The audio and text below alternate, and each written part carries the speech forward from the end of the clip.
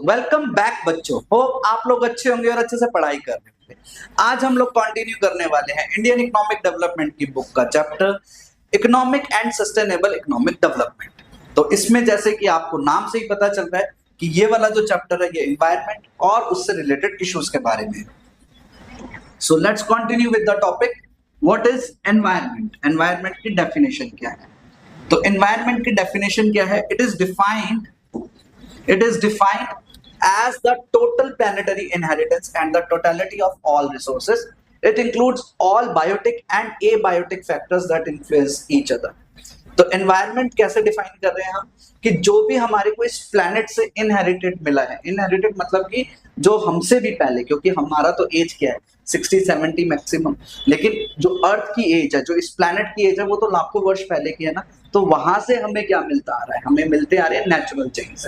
Natural things like सबसे जरूरी हवा, दूसरा पानी, पानी किस फॉर्म में है? Sea, ocean, lake and trees and mountains. ये सब चीजें जो भी हमें मिली है वो क्या है? इनहेरिटेड है। And the totality of all resources, कितने रिसोर्सेज हैं हमारे पास में? Like coal, petrol and all the other resources. ये सब चीजें जब आ जाती हैं तो वो क्या बनाती हैं? एनवायरनमेंट। इसमें और क्या है? Biotic and abiotic. तो एबायोटिक और बायोटिक क्या होता है? All living elements like birds, animal and planets, forest, fisheries are biotic elements. जितनी भी जीवित चीजें हैं, ठीक है, जीवित जिनको हम देख सकते हैं, वो सब क्या है? Bird, animal, plants, forest, fisheries etcetera are biotic elements. और rock and sunlight are an example of elements of the environment. Abiotic elements include air, water, land, etc. ठीक है। तो अब आता है हमारा फंक्शन ऑफ एनवायरनमेंट। ये क्या चीज होती है? Function of environment. It provide resources for production such as renewable and non-renewable are supplied by the environment. अब देखो, ये ऐसे रिसोर्सेज हैं जो हमारे को प्रोडक्शन कैपेसिटी के लिए चाहिए होते हैं। लाइक कुछ रिन्यूएबल है like sunlight, air, they are the renewable resources. लेकिन कुछ नॉन रिन्यूएबल है लाइक कोल एंड पेट्रोल, जो हमारे को प्रोडक्शन एक्टिविटी में बहुत सपोर्ट करते हैं। तो वो चीजें भी हमारे को कहाँ से मिलती है? एनवायरनमेंट से। Environment assimilates waste. क्या है? हम जो भी कचरा बना रहे हैं धरती के ऊपर, जितना भी कचरा मचा रहे हैं, वो सब कौन समेट रहा है अपने आप में? एनवायरनमेंट। ठीक है। इसके अंदर एनवायरनमेंट में लाइफ कब होगी? जब हमारे पास सन होगा, सॉइल, एयर, वाटर होगा। It provide aesthetic services like land, forest, water bodies, rainfall, mountain. ये सब चीजें जो भी हमारे को जीवन जीने के लिए जरूरी है, वो सब कौन देगा हमें? हमारा वातावरण, हमारा एनवायरनमेंट। ठीक है। अब नेक्स्ट आता है हमारा सबसे इंपॉर्टेंट चीज फंक्शंस ऑफ एनवायरनमेंट में। वो दो चीजें हैं, कैरिंग कैपेसिटी और एब्जॉर्प्शन कैपेसिटी। कैरिंग कैपेसिटी क्या है? कैरिंग कैपेसिटी का मतलब वो एनवायरनमेंट हमारे को कितना कैरी कर सकता है, हम उसमें से कितना ले सकते हैं। लाइक हम लोग बार बार क्या कहते हैं कि हम लोग कौन से रिसोर्सेज का बहुत ज्यादा यूज कर रहे हैं? फ्यूल, कोल, पेट्रोल जिसमें आता है फ्यूल में। अगर हम उनको बहुत ज्यादा इस्तेमाल करने लगेंगे, ठीक है, उनको बहुत ज्यादा एक्सट्रैक्ट करेंगे फ्रॉम द अर्थ, तो एक दिन ऐसा आएगा जहां पर ये एक्सटिंक्ट हो जाएंगे। तो हमें कहां तक उन्हें एक्सट्रैक्ट करना है? जब तक कि वहां तक करना है कि जहां से वो अपने आप को रीजनरेट कर सके। अगर वो पॉइंट पे हमने इसको नहीं रोका तो वो समय दूर नहीं है जब हमारा एनवायरनमेंट पूरी तरीके से खराब हो जाएगा, हमारे रिसोर्सेज हमारे किसी काम नहीं आएंगे। तो carrying capacity, resource extraction should remain below the rate of resource generation. मतलब जो भी चीजें हम एक्सट्रैक्ट कर रहे हैं अर्थ से, वो वहां तक ही करनी है, उससे भी नीचे करनी है कि वो अपने आप को रीजनरेट कर सके, ठीक है, दोबारा से बना सके। So that is carrying capacity of the environment. अब आता है एब्जॉर्प्शन कैपेसिटी। इसका क्या मतलब है? Generation of waste should remain within the absorption capacity of the environment. हम कितना वेस्ट बनाए, ठीक है, कितना वेस्ट बनाए कि वो ऐसा ना हो कि वो एनवायरनमेंट को पूरा दूषित करते हैं। वो तो दूषित हो ही रहा है, लेकिन अभी भी समय है जहां पर हमें उसे लिमिट करना होगा। Clear? If these two conditions are not fulfilled then environment fails to perform its vital function of life sustain and it leads to the situation of environmental crisis. तो अगर हम इन दोनों को ही उनके लिमिट में नहीं रोकेंगे तो वो समय दूर नहीं है जब एनवायरनमेंट अपने सारे फंक्शंस को करना बंद कर देगा। ठीक है। सपोज एक छोटा सा एग्जांपल है, एक ग्लास ऑफ वाटर है, हम उसको कितना भर सकते हैं पानी से? है ना। अगर हमने इसको पूरा फिल कर दिया तो एक वक्त क्या आएगा कि पानी इससे बाहर ड्रॉप होना शुरू हो जाएगा, गिरना शुरू हो जाएगा। तो इसकी कैरिंग कैपेसिटी है ना कि भाई हमें यहाँ तक इसको लिमिट तक रखना है। ऐसी हमारे एनवायरनमेंट की कैरिंग कैपेसिटी है। इसके अंदर कैरिंग और एब्जॉर्प्शन दोनों कैपेसिटीज को हमें लिमिट के साथ यूज करना है। इतना कचरा नहीं फैलाना जितना कि जिससे कि एनवायरनमेंट पूरी तरीके से दूषित हो जाए। अभी हम लोगों ने एक रिसेंटली एक खबर आई थी कि माउंट एवरेस्ट पे लाइन लगी हुई है, ट्रैफिक जाम हो गया। किस लिए? कि लोग वहां पे जा रहे हैं। इतने लोग वहां पे पहुंच गए हैं माउंट एवरेस्ट पे कि लंबी लंबी लाइनें लग गई, एक तरीके का ट्रैफिक जैम लग गया। अब उसका नुकसान किसको होगा? लोग वहां पे रहेंगे, खाएंगे, पिएंगे, कचरा फैलाएंगे। तो हमारे धरती की सबसे ऊंची चोटी को भी हम लोग नहीं छोड़ रहे। समुद्र में आए दिन हमें पता चलता है कि कोई समुद्री जहाज नीचे डूब गया। अरे डूब गया, लेकिन उसके साथ उसका फ्यूल गया, जो भी उसका सामान था वो नीचे चला गया, लोहा चला गया नीचे, और वो कभी वहां से बाहर नहीं आता। तो हमने तो समुद्र की गहराइयों को भी नहीं छोड़ा, पर्वत की ऊंचाइयों को भी नहीं छोड़ा, गली मोहल्लों की तो बात ही छोड़ दो। Next is reason for environmental crisis. तो पहला आ गया population explosion and industrial revolution has increased the demand for environmental resources but their supply is limited due to misuse and overuse। बहुत ज्यादा पॉपुलेशन तो राइज हो चुकी है, अब उनको डिमांड को पूरा करने के लिए इंडस्ट्रीज भी चाहिए। इंडस्ट्री कहाँ से लाएंगी रिसोर्सेज? From the nature. अब वो नेचर की जो रिसोर्सेज हैं वो क्या हो चुकी हैं? या तो सप्लाई खत्म हो गई है या फिर हम उसको ओवर यूज कर चुके हैं। The intensive and extensive extraction of both renewable and non-renewable resources। अब ये क्यों हुआ? बिकॉज कि जितना भी हमारा नॉन रिन्यूएबल और रिन्यूएबल रिसोर्सेज था, हमने उसको उसकी क्षमता से भी ज्यादा इस्तेमाल कर चुके हैं। ठीक है, तो एक वक्त अब बहुत दूर नहीं है, ज्यादा समय नहीं है कि जब हम लोग हर चीज के लिए पछताएंगे।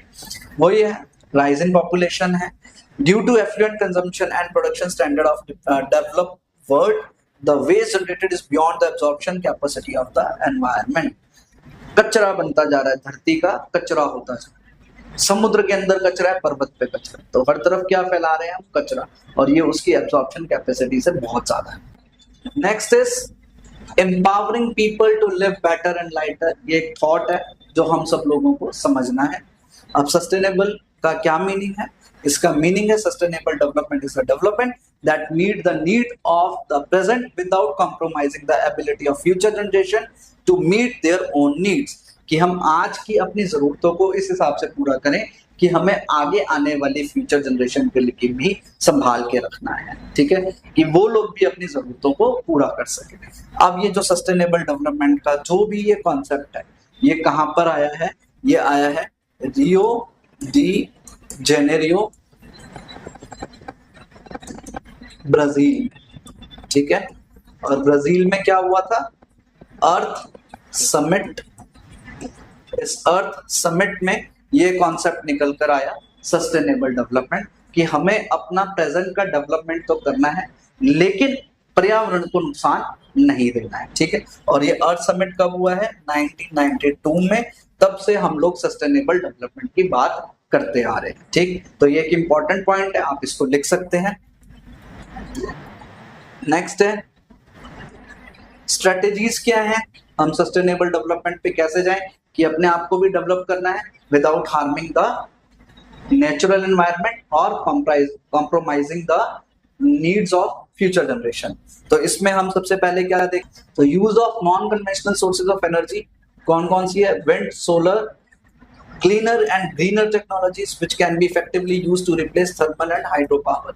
क्योंकि हमारे को हाइड्रो पावर क्या हो गया? पानी से मिलने वाली बिजली। थर्मल क्या हो गया? कि जो हम धरती के हिस्से से लेते हैं, हम थर्मल पावर निकालते हैं। तो हमारे को किस में जाना है? नॉन कन्वेंशनल रिसोर्सेज पे लेकर जाना है, विंड एंड सोलर, और क्लीनर और ग्रीनर टेक्नोलॉजीज को अडॉप्ट करना है ताकि हम अपने पर्यावरण को नुकसान ना पहुंचाएं। ठीक है, India is mostly depended on thermal and hydro power plant which have adverse environmental impacts. हम लोग इस पर हैं, थर्मल और हाइड्रो पर ही ज्यादातर है। जितने बड़े बड़े बांध बने वो हमारी नदियों पर ही बने हैं, तो इससे हम नदियों को भी दूषित करते हैं, वहां के आसपास के पर्यावरण को भी नुकसान पहुंचाते हैं। तो भारत में बहुत सारा जो एनर्जी सोर्स है वो कहाँ से आ रहा है, हाइड्रो से। ठीक है, अब फ्यूल की बात आई तो फ्यूल हम लोग कौन सा लें, use of compressed natural gas जैसे कि CNG is promoted to use as fuel, the use of electric vehicle। अब बहुत सारे ईवी आ गए हैं, ये भी एक जो वेहिकुलर पोल्यूशन था जिससे स्मोक एमिशन होता था उसको रोकने के लिए कामयाब हुए हैं। ठीक है, नेक्स्ट इज कुछ ऐसे change begin with each of us, कुछ ऐसे चेंजेस हैं जिसके अंदर हम लोग लेकर आए अपनी लाइफ में, तो हम अपनी जिंदगी को और अच्छा कर सकते हैं और हमारे एनवायरनमेंट को भी। Use of solar and wind energy, shift to organic farming, ये हम लोगों ने पढ़ा था रूरल डेवलपमेंट में। वेस्ट यहाँ पे ट्रिपल आर का फॉर्मूला है क्या, रिसाइकल, रीयूज और रिड्यूस। अगर हम ये तीनों चीजें अपनाएं तो हम लोग अपने एनवायरनमेंट को बहुत अच्छा कर सकते हैं। Establishment of mini hydel plants, छोटे छोटे हाइडल प्लांट्स लेकर आने हैं। बायो पेस्ट कंट्रोल, बायो गोबर गैस पे चले जाना है, वापस से बैक टू द बेसिक्स होने की जरूरत है। State of India's environment, the threat to India क्या है, state of India's environment, the threat to India's environment poses a dichotomic threat of poverty induced environment degradation and at the same time threat of pollution from effluents and a rapidly growing industry sector। तो इसके अंदर हमारी दो चीजें आती हैं जो बहुत ही ज्यादा प्रॉब्लमेटिक है। पहला क्या है, poverty induced environmental degradation. Poverty induced क्यों है, क्योंकि बहुत सारे भारत में ऐसे जगह हैं जहां पर आज भी जो लोग हैं वो चूल्हा जलाते हैं। कैसे जला रहे हैं, लकड़ियों को काट के। तो कहीं ना कहीं हमारे फॉरेस्ट डिप्लीट हो रहे हैं, कहीं ना कहीं अभी भी हमारे यहाँ पर ऐसी खेती है, जो लोग ऐसे जगहों पे रह रहे हैं जहाँ पर उनके पास में सारे टेक्नोलॉजिकली एडवांस नहीं है, तो अभी भी वो लोग क्या कर रहे हैं, खेती करी तो खेतों में आग लगा दी। तो कहीं ना कहीं लोग जो है इस चीजों के लिए रिस्पॉन्सिबल हो जाते हैं, क्योंकि उनके पास में वो सारे रिसोर्सेज नहीं है जो उनकी लाइफ को ईजी कर सके। नेक्स्ट इज, जितना ज्यादा हमारा इंडस्ट्रियल सेक्टर बढ़ेगा उतना ज्यादा लेवल ऑफ पोल्यूशन बढ़ेगा। अब इसमें क्या आ रहा है, लैंड डिग्रेडेशन, बायोडाइवर्सिटी लॉस हो रहा है, क्योंकि हम ज्यादा से ज्यादा फर्टिलाइजर्स, केमिकल्स का इस्तेमाल कर रहे हैं। Air pollution with special reference to vehicular pollution in the urban city, ये तो बहुत ज्यादा है। दिल्ली, मुंबई, चेन्नई, कलकत्ता जैसे शहरों में तो दम घुटने वाले हालात हो चुके हैं। Management of fresh water, solid waste management, इन सब चीजों पर अभी काम करने की जरूरत है। तो चिपको एंड अपिको मूवमेंट के बारे में बात करते हैं। तो अपिको मूवमेंट बिल्कुल सदर्न वेस्ट में हुआ था, बिल्कुल सेम मूवमेंट था जैसा कि चिपको मूवमेंट था, जो कि गढ़वाल रीजन में शुरू हुआ था, उत्तराखंड में, जो अब का उत्तराखंड है, लेकिन पहले वो किस में था, उत्तर प्रदेश में। और ये जो मूवमेंट हुआ था 1973 में। अब इस मूवमेंट में क्या था कि लोग फॉरेस्ट कट नहीं करने देना चाह रहे थे और उन्होंने पेड़ों को हक कर लिया था ताकि वो जंगलों को ना काट सके। तो सेम चीज हुई 10 साल के बाद 1983 में, बिल्कुल वैसा ही जैसा चिपको मूवमेंट हुआ था। यहाँ पे सल्कानी कास्ट के मर्द, औरत और बच्चों ने वही हग द ट्रीज को चिपक गए थे, ऐसे पकड़ लिया था। और उन्होंने किसको बचाया था उस समय, कैलाश फॉरेस्ट इन कर्नाटका। तो कैलाश फॉरेस्ट जंगलों को बचाने के लिए सल्कानी परिवार या सल्कानी प्रजाति के जो लोग थे उन्होंने जंगलों में जाकर पेड़ों को हक कर लिया था ताकि वो लोग भी जंगल ना काट सके। लेकिन अब क्या हो रहा है, शहरों में कहीं सड़क बननी है, कहीं डैम बनना है, कहीं ब्रिज बनना है, तो सबसे पहले क्या काटे जाते हैं, पेड़। ठीक है जी। Next is functions of central board at the national level. National level पे क्या काम हो रहा है, तो नेशनल लेवल पे हर एक काम स्वच्छ हवा और स्वच्छ पानी को दिलाने के लिए। तो central government on any matter concerning prevention and control of water and air pollution and improvement the quality of air तो यहाँ पर क्या है कि सेंट्रल गवर्नमेंट हमेशा एडवाइस देती रहती है पानी को कैसे स्वच्छ रखना है, जल को कैसे स्वच्छ रखना है। कोऑर्डिनेट करती है स्टेट बोर्ड के साथ ताकि वो लोग भी इन चीजों पे काम कर सकें। Provide technical assistance and guidance to the state boards, carry out and sponsor investigation and research relating to the problem of air and water pollution. मतलब वो लोग टेक्नोलॉजिकली हेल्प करते हैं, उनको पैसा देते हैं, रिसर्च करवाते हैं ताकि पता चल सके कि इन चीजों पर एयर और वाटर पोल्यूशन से रिलेटेड अगर कोई समस्या आ रही है तो उनके ऊपर कैसे काम किया जाए। Plan and organise training of person engaged in programme on the prevention, control और abatement of water and air pollution. जब भी बात आएगी अबेटमेंट की तो वो उसका मीनिंग कंट्रोल ही है, ठीक है। तो प्लानिंग करना, ऑर्गेनाइज करना, टाइम टू टाइम ट्रेनिंग्स को organise through mass media, comprehensive mass awareness program on the control of air and water pollution. तो बहुत बड़ा मास अवेयरनेस, जैसे स्कूलों के अंदर सेव वाटर के पोस्टर बनवाना, सेव एयर पोल्यूशन के लिए रिलेटेड एसे राइटिंग कंपटीशन कराना, डिबेट कॉम्पिटिशन्स कराना। तो ये सब चीजें कौन करवाता है हमारे यहाँ पर? सेंट्रल बोर्ड ऑफ नेशन, जो कि एयर पोल्यूशन और वाटर पोल्यूशन के लिए काम कर रहा है, ठीक है। होप आप लोगों को ये चैप्टर अच्छे से समझ आ गया होगा। सो मिलते हैं नेक्स्ट वीडियो में नेक्स्ट टॉपिक के साथ। Till then stay fit, remain healthy and be connected with us. Thank you so much.